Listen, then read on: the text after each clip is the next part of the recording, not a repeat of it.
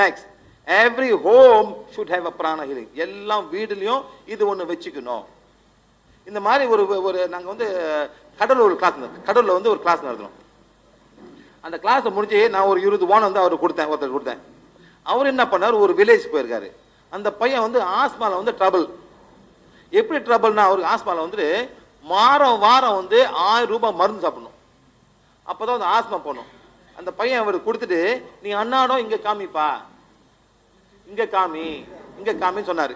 எங்க ட்ரபிளுக்கோ அங்கெல்லாம் காமின்னு சொன்னாரு. அந்த பையனை வந்து காமிச்சு ஒரு 2 மாசத்துல வந்து வாசம் போச்சு சார். ஸோ வாரம் அந்த பையன் வந்து 1000 ரூபாய் சேவ் பண்ண, ஒரு மாசத்துல 4000 ரூபாய் சேவ் பண்ணான் பையன். அவன் என்ன பண்ணிருப்பான் சார்? என்ன பண்ணிருப்பான்? இந்த வானை எடுத்து சாமியார்ல வச்சு கும்பிட ஆரம்பிச்சான் சார்.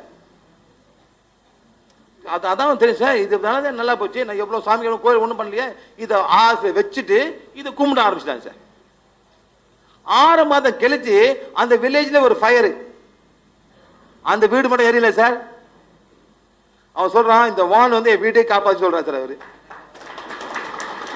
அவர் சொல்றாரு, நான் சொல்ல சார்.